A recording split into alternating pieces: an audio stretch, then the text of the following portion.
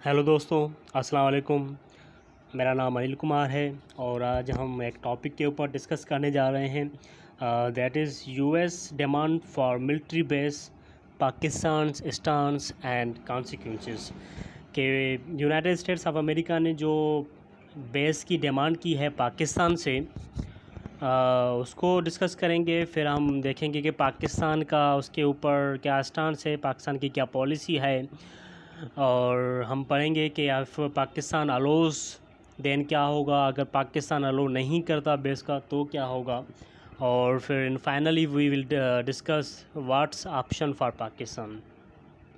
So let's start. So US demand for military base recent event क्या हुए हैं। Recent event में जिस तरह से यू नो वेरी वेल के यूनाइटेड स्टेट्स ने जो नई प्रेसिडेंसी है जो बाइडेन, उन्होंने 11 सितंबर से तक सारी जो फोर्सेस हैं अफ़गानिस्तान के अंदर उनसे इनखला करने का फ़ैसला किया है, विड्रा करने का फ़ैसला किया है। तो अब वो ज़ाहिर सी बात है, उनके विड्रावल के बाद एक कुछ भी सिचुएशन क्रिएट हो सकती है वो that are very we are unfamiliar about that कि क्या सिचुएशन क्रिएट हो सकती है, कुछ भी हो सकता है। तो उस सूरत हाल को देखते हुए यूनाइटेड स्टेट्स ने एक फ़ैसला किया है कि अफ़गानिस्तान के करीब कोई एक बेस ढूंढा जाए।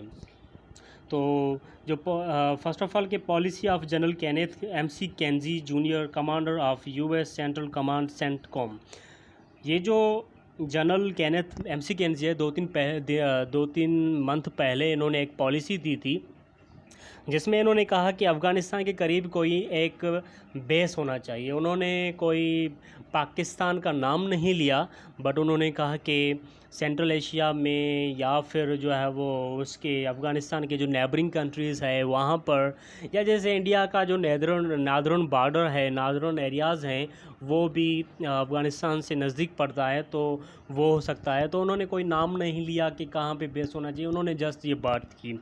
फिर हमें नज़र आता है कि न्यूयॉर्क टाइम्स में 7 जून को एक रिपोर्ट शाया होती है। उस रिपोर्ट में ये बताया जाता है कि यूएसए के top military forces, defence department और पाकिस्तान की डिफेंस फोर्सेस के बीच एक मीटिंग हुई है जिनमें उन्होंने बेस की बात की है और पाकिस्तान से। तो ये कुछ बातें हुई हैं। उसके बाद फिर हम मीडिया पे काफ़ी बातें चल रही है, हमने सुनी, हमें पाकिस्तान का स्टांस भी नज़र आया। और थर्ड पॉइंट ये है कि self analysis based on the past, के पास्ट में भी कुछ ऐसी चीज़ें हुई हैं, ऐसे इवेंट्स हुए हैं जिनको मद्देनज़र रखते हुए यूएसए ने पाकिस्तान, उन्होंने खुद से एक सेल्फ एनालिसिस की, जिस तरह से कि बडाबर एयर बेस पेशावर में जो हमने यूट्यूब इंसिडेंट देखा जहाँ पे क्योंकि पाकिस्तान एलाय रहा यूएसए का और पाकिस्तान ने अलो की टेरिटरीज़ अपनी यूज़ करने के लिए। फिर हम वार ऑफ टेररिज्म के ऊपर देखते हैं कि Pakistan was ally of USA. फिर हम 2008 में देखते हैं कि Shamsi air base in Balochistan जो है वो यूएसए यूज़ कर रहा होता है for their interest in Afghanistan. Okay, उसके बाद हम डिस्कस करते हैं कि Washington thinking behind military base in Pakistan, के वाशिंगटन की इसके पूरे मामले के बिहाइंड एक क्या थिंकिंग है, वो क्या सोचे रखा है उसने। तो फर्स्ट ऑफ़ ऑल तो एक तो ये तो चीज़ बिल्कुल क्लियर है कि उसके इनखला के बाद, विज़रावल के बाद, वो चाहेगा कि वो जो मुआहदे हुए हैं उनके ऊपर तालिबान फ़िक्स रहें, उनके वो फ्लेक्सिबल ना हो, और जो काउंटर टेररिज्म है उनकी वो पॉलिसी वो अचीव कर पाएँ यूनाइटेड स्टेट्स। और जो अलकायदा और आईएस जैसे ग्रुप वो फिर से जो है वो अफ़गानिस्तान में पैदा ना हो सके। तो ये एक तो एक क्लियर पॉलिसी है। उसके अलावा ये है कि यूनाइटेड स्टेट्स का हमेशा इस खित्ते के ऊपर, जिसमें सेंट्रल एशिया हो गया, जिसमें साउथ एशिया हो गया, के ऊपर हमेशा इन्फ्लुएंस रहा है। तो वो नहीं चाहेगा कि उसके जाने के बाद कोई और country, specially the China, take over कर ले और उसका इन्फ्लुएंस इस खित्ते के ऊपर बढ़ जाए। तो ये भी होता है, ये हो सकता है कि वो अपनी जो इन्फ्लुएंस है वो उसको मेंटेन रखने के लिए चाहेगा कि कोई ना कोई किसी तरह से वो प्रेजेंट रहे वहाँ पे। और फिर हम ने ये भी देखा कि एक न्यू कोल्ड वार स्टार्ट हो चुकी है चाइना और यूनाइटेड स्टेट्स ऑफ अमेरिका के बीच, जिसमें वो ये चाहेगा कि किसी भी तरह चाइना के ऊपर नज़र रखे वो यहाँ पे अपने बेसेस बना के। और फिर डिसरप्टिंग BRI एंड CPEC, हमने ये भी देखा कि चाइना और USA जो है वो एक दोनों राइवलरी कंट्रीज़ हैं। तो वो यूनाइटेड स्टेट्स कभी नहीं चाहेगा कि उसके जो चाइना के प्रोजेक्ट्स हैं, जैसे BRI हो गया, CPEC flagship project of BRI इन पाकिस्तान, तो वो सक्सेस हो जाएं, वो यूनाइटेड स्टेट्स नहीं चाहेगा। तो अपने बेस यहाँ पे बनाकर वो यहाँ पे प्रेजेंट रहना चाहेगा और चाहेगा कि जो ये इस टाइप के प्रोजेक्ट हैं वो डिसरप्ट हो जाएं। जिस तरह से अभी G7 मीटिंग में भी हमने देखा कि जो बाइडेन ने एक प्लान दिया, build back better world, B3W, वो एक राइवलरी प्लान है BRI का। तो इस तरह के वो ये इसकी थिंकिंग है। उसके बाद इंडो पैसिफिक स्ट्रेटजी जो ट्रंप ने दी 2018 में, वो सक्सेसिव पॉलिसी थी pivot Asia given by Obama, जिसमें ये था कि वो free and fair Indo Pacific region चाहता है। वो चाहता है कि इंडो पैसिफिक रीजन के ऊपर उसका इन्फ्लुएंस हो। तो ये सारे बनाने के लिए उनको यहाँ किसी तरह भी यहाँ पे मौजूद रहना है। तो ये सारी थिंकिंग हो सकती है वाशिंगटन की इस मिलिट्री बेसिस के बिहाइंड। उसके बाद हमने देखा कि पाकिस्तान की एडमिनिस्ट्रेटिव जो टॉप एडमिनिस्ट्रेटिव है उसकी तरफ से भी हमें स्टांस नज़र आता है। जिस तरह से इमरान ख़ान ने अभी एक इंटरव्यू में जब उनसे पूछा गया कि अगर आपकी क्या पॉलिसी है, आप यूनाइटेड स्टेट्स को बेस प्रोवाइड करेंगे या नहीं, तो उन्होंने एब्सोल्युटली नॉट का वर्ड यूज़ किया। उन्होंने कहा कि absolutely not, there is no way we are going to allow any base, any sort of action from Pakistan territory into Afghanistan।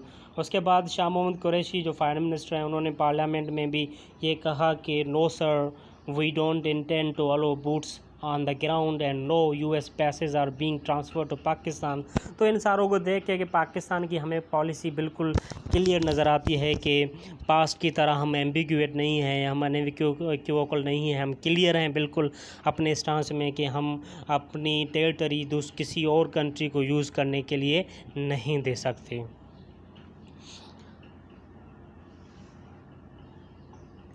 Okay, फिर हम देखते हैं कि इस सारे को पढ़ते हुए हमें ये भी जहन में रखना लाजमी है कि करंट जो ट्रैजेक्टरी है पाकिस्तान और USA के रिलेशन की, वो क्या है।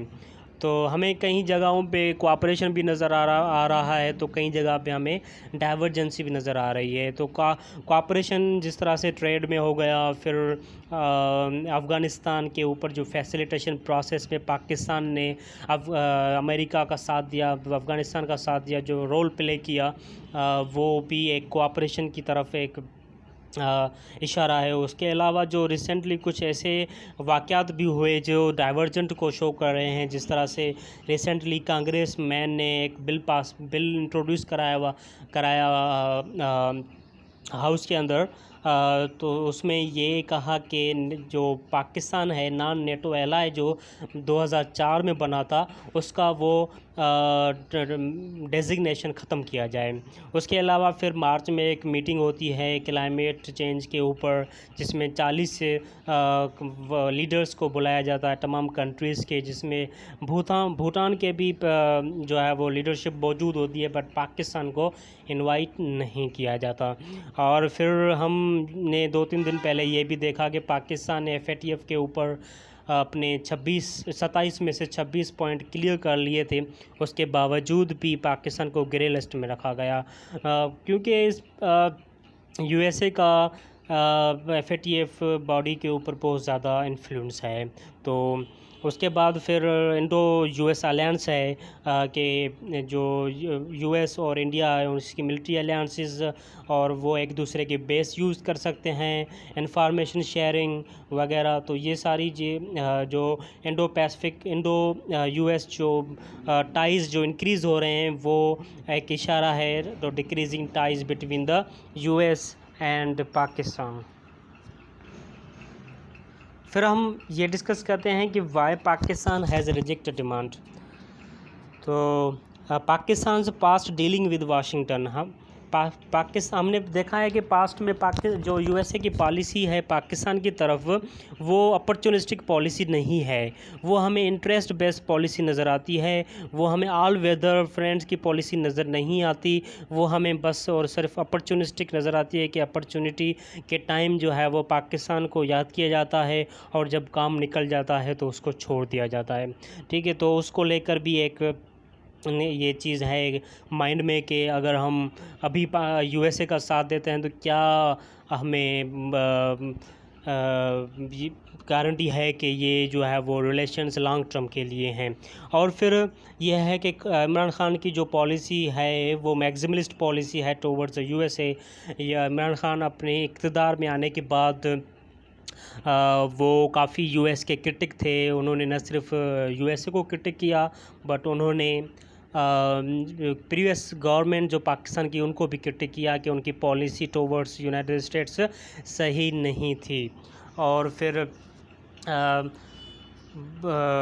कुछ हमें जो है वो इमरान ख़ान की तरफ से नज़र आता है कि वो बिल्कुल उनकी क्लियर पॉलिसी है यूनाइटेड स्टेट्स की तरफ, वो नहीं चाहते कि जो है वो हमें हमारी दो बातें हों यूनाइटेड की तरफ। उसके बाद फिर हम देखते हैं कि likely to vitiate countries tries with powerful Afghan group के इस टाइम जो है वो अफ़गानिस्तान में बहुत एक पावरफुल ग्रुप तालिबान जो हर दूसरे दिन तीसरे दिन एक डिस्ट्रिक्ट या एक टेरिटरी जो है वो उसको ऑक्यूपाई कर लेता है। तो इस टाइम बिल्कुल बहुत ज़्यादा उसका होल्ड है और more than 70% of territory has been occupied by Taliban. तो हम उसको इरिटेट नहीं कर सकते। और फिर ये भी वजह है कि जो हमारी अलाइज कंट्रीज़ हैं जिसमें चाइना हो गया, ईरान हो गया, चाइना ने हमें ऑलरेडी जो है वो $62 बिलियन की इन्वेस्टमेंट कर रखी है CPEC के थ्रू, और जिससे हमारी इकनॉमी बूस्ट होने के बहुत अच्छे चांसेस हैं। उसके बाद फिर हमने देखा कि चाइना के अंदर भी ईरान के अंदर भी चाइना ने $400 बिलियन की इन्वेस्टमेंट की, जिसका पाकिस्तान बहुत ज़्यादा बेनिफिशरी है। तो हम और ये दोनों कंट्री जो है वो rivalry countries of United states हैं, तो हम इन दोनों को जो भी नाराज़ नहीं कर सकते। और फिर यह है कि US basis will deeply unpopular in country. हमने देखा कि पास्ट में जो US और पाकिस्तान के बीच में जो अलाइनमेंट हुई उसको लेकर जैसे वार ऑन टेरर, और उसके बाद फिर जो 2011 में US के फोर्सेस ने पाकिस्तान में आके उसामा बिन लादेन को कत्ल किया। इस तरह की जो US के जो काम रहे उन्होंने वो अनपॉपुलर हैं बहुत ज़्यादा पाकिस्तान के अंदर। उसके बाद हम डिस्कस करें कि if Pakistan allows bases to US, अगर पाकिस्तान अलो कर देता है तो क्या होगा। तो बहुत इसके ये हैं कि एक्सटर्नल और इंटरनल सिक्योरिटी इश्यूज़ ख़राब हो सकते हैं एक्सटर्नल विद अफ़गानिस्तान, क्योंकि तालिबान को बहुत ज़्यादा इरिटेट होंगे इस एक्शन के बाद, और इंटरनल भी जो मिलिटेंट ऑर्गेनाइजेशन है वो ग्रो अप कर सकती हैं। फिर राइज़ ऑफ TTP जो तहरीक तालिबान पाकिस्तान, वो बिल्कुल अभी एग्जिस्ट नहीं कर रही पाकिस्तान में, but at the border near the border in Afghanistan में ये एग्जिस्ट कर रहे हैं। तो वो फिर से पाकिस्तान के अंदर आ सकते हैं, फिर से वो ग्रो कर सकते हैं। उसके बाद फिर पाकिस्तान के अंदर डोमेस्टिक पॉलिटिकल इंस्टेबिलिटी क्रिएट हो सकती है, जिस तरह से गवर्नमेंट का एक स्टांस फिर अपोजिशन उसके बिल्कुल अगेंस्ट हो जाएंगे, और इस तरह से जो है वो पॉलिटिकल डिसहार्मोनी क्रिएट हो सकती है पाकिस्तान के अंदर। और फिर पब्लिक रिसेंटमेंट वो भी है।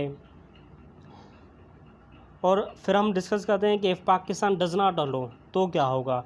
तो यह है कि हमें अगर नहीं करता तो शॉर्ट टर्म के लिए हमें यूएसए की तरफ से कुछ एक्शंस नज़र आएंगे, हार्श एक्शंस, बट ये है कि हमारी जो लॉन्ग टर्म है वो हमें फ़ायदा ही फ़ायदा होगा, ठीक है।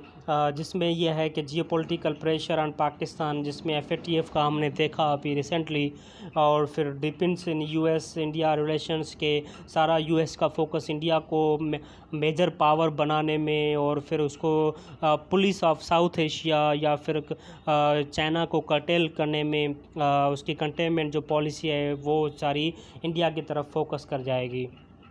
फिर हमारे जो कोऑपरेशन एरिया हैं वो भी अफेक्ट होंगे। और फिर आईएमएफ के ऑलरेडी जो हैं वो बहुत सारे टफ टॉक्स हैं, स्टांस हैं, पाकिस्तान कंडीशंस उसकी बहुत ज़्यादा टफ हैं, और अगर हम उसको यूएस को बेस अलो नहीं करते तो वो और ही ज़्यादा बन जाएंगे, जो पाकिस्तान की इकानमी के लिए डिज़ास्टर्स कायम होंगे। तो इस सारे सिलसिले में पाकिस्तान को करना क्या चाहिए? हमें ये करना चाहिए कि चाइना और रशिया से हमें जो है वो जो ये ट्राइका है, 3 कंट्रीज़ की अलायंस है, जो इन दोनों से हमें रिलेशंस बहुत ज़्यादा अच्छे करने चाहिए, और इन पे स्ट्रेटजिक रिलेशंस और इकोनॉमिकली हमें जो है वो डिपेंड होना चाहिए, और फिर डिपेंड नहीं होना चाहिए, बट हमारे जो रिलेशंस हैं वो कन्वर्ट हो जाएं towards these countries rather than USA. और फिर इन्हांसिंग हमें अपनी जो है वो बॉर्डर सिक्योरिटी करनी होगी, हमें फेंस जल्द से जल्द लगाने होंगे। अभी भी पाकिस्तान और अफ़गानिस्तान के बॉर्डर पे तकरीबन 1 लाख से ज़्यादा ट्रूप्स अवेलेबल हैं। अगर हमें बॉर्डर सिक्योरिटी करने के लिए और भी ज़्यादा ट्रूप्स लगाने हैं तो वो भी लगाएं हम। और उसके बाद फिर इंडिपेंडेंट फॉरेन पॉलिसी, हमारी फॉरेन पॉलिसी जो है वो हमेशा डिपेंडेंट रही है during cold war, even after cold war, तो हमें वो फॉरेन पॉलिसी में चेंजेस करने की ज़रूरत है। और फिर जो है वो सप्रेसिंग टेररिज्म, हमें हमारे कंट्री के अंदर जो टेररिज्म है हमें उनको सप्रेस करना चाहिए और ख़त्म करना चाहिए। और फिर जो है बूस्टिंग इकानमी, हमारी जो अब पॉलिसी जो हमने जियो पॉलिटिकल से जियो इकोनॉमिक जो शिफ्ट की है, हमें उसका भरपूर फ़ायदा उठाना चाहिए। हमें उसका फ़ायदा उठाते हुए हमें अपनी जो इकानमी है वो बूस्ट करनी चाहिए, क्योंकि हमारी इकानमी की डिपेंडेंसी की वजह से हमारी फॉरेन पॉलिसी भी डिपेंडेंट रही है। सो जब तक हमारी इकानमी इम्प्रूव नहीं हो जाती, हमारी फॉरेन पॉलिसी भी इम्प्रूव नहीं होगी। तो ये बहुत ज़्यादा इम्पॉर्टेंट फैक्टर है इकानमी का फॉरेन पॉलिसी के ऊपर। So thank you very much guys for listening me. Please subscribe my channel, like, share. Thank you very much.